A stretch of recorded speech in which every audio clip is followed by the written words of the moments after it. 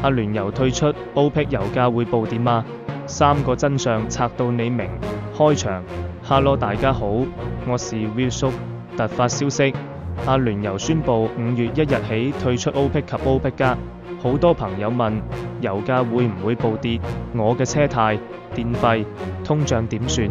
今日我哋唔猜測，不站隊，用3分鐘拆解呢個黑天鵝背後的3個關鍵真相，睇下點樣理性判斷，唔好被標題帶住走。第一部分，先釐清3件事，45秒。第一件事，阿聯酋喺 OPEC 有幾重要？阿聯酋係 OPEC 第3大產油國，原油日產量約340萬桶，全球需求3%以上，石油儲量約1130億桶，全球排名第6，全球總儲量6.40%。阿布達比國家石油公司 EDNOC 計劃2030年前將產能提升至500萬桶每日。一句話，唔係小角色，但都唔係決定性角色。第二件事，官方點解話影響有限？阿聯酋能源部長馬茲魯伊向媒體表示，退出時機正確，對石油市場和價格不會造成顯著影響，因為霍爾木茲海來通行受限，受限對象也包括阿聯酋。一句話解讀，短期有物理約束，長期先見結構變化。第三件事，市場第一反應係點？消息公布後，國際油價短線急挫，但隨後回升。分析指出，霍爾木茲海來持續封鎖，短期供應中斷風險，抵消咗退出增產嘅利空。一句話，市場睇嘅唔係標題，而係實際供應。第二部分，3個關鍵邏輯，幫你理性判斷。90秒。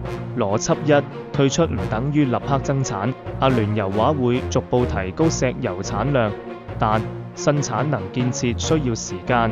管道、港口、煉化配套，霍爾木茲海來通行受限，物理上短期難以大幅增量。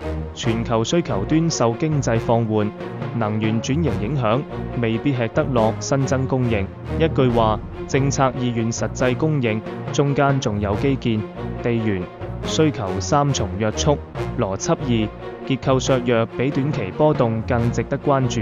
短期油價受多重因素驅動，地緣、庫存、美元、投機，單一事件影響有限。長期阿聯酋退出可能引發示範效應，削弱 OPEC 協調能力。更深層，全球石油定價體系可能從卡爾特主導轉向多元博弈。一句話，別用1日漲跌判斷10年趨勢。邏輯3：對誰有利比油價點走更重要？主體：短期影響，長期影響。沙特、OPEC 主導國，協調難度上升，議價能力下降，需重新建構聯盟或加速能源轉型。美國，頁岩油大國，油價波動利好頁岩油靈活增產，擴大全球能源話語權，鞏固盟友關係。中國，最大進口國，油價下行壓力緩解輸入性通脹，多元供應格局提升能源安全韌性。普通人，油價短期波動，但通脹、運費、電費有滯後效應，能源轉型加速，電動車、節能產品長期受益。一句話，油價只係表象，利益重組先係本質。第三部分，對你有咩實際啟示？45秒。如果你係投資者，短期避免情緒化交易，油價受多重因素驅動，單一事件唔足以判斷方向。長期關注能源轉型賽道，電動車、儲能、節能技術，唔好只盯傳統油氣股。風險管理，能源資產波動大，建議配置比例唔超過總資產10%到15%。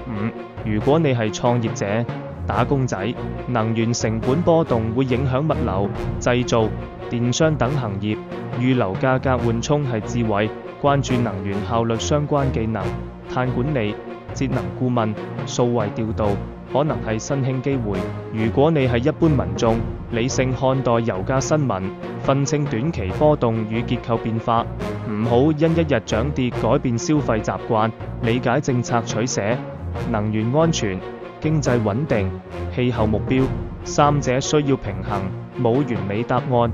第四部分，三個清醒認知，30秒。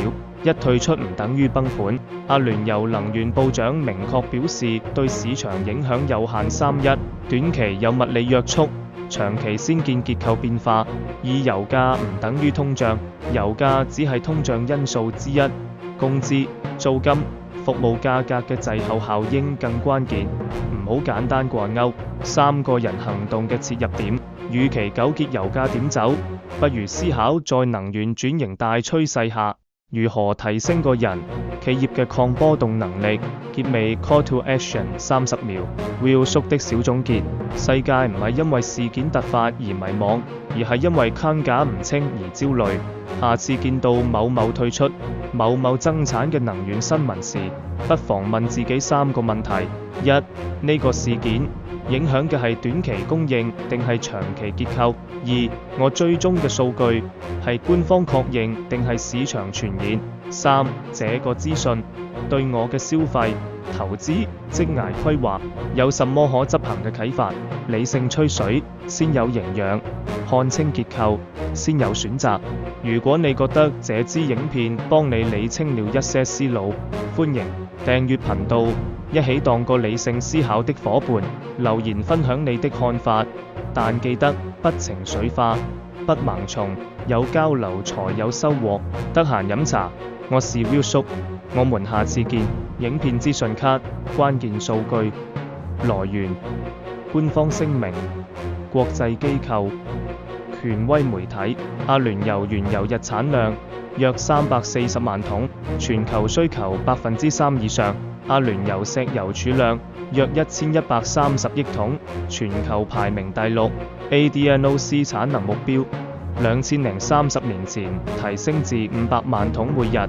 仲要提醒阿聯酋能源部長，退出對市場影響有限，因霍爾木茲海來通行受限，短期油價受多重因素驅動，單一事件唔足以判斷方向，長期關注結構變化、定價體系、聯盟重組、能源轉型。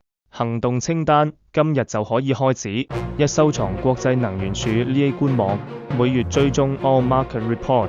2、檢視你嘅投資組合，能源類資產配置是否過度集中。3、問自己，如果油價波動20%，我嘅生活、生意有冇預備緩衝方案？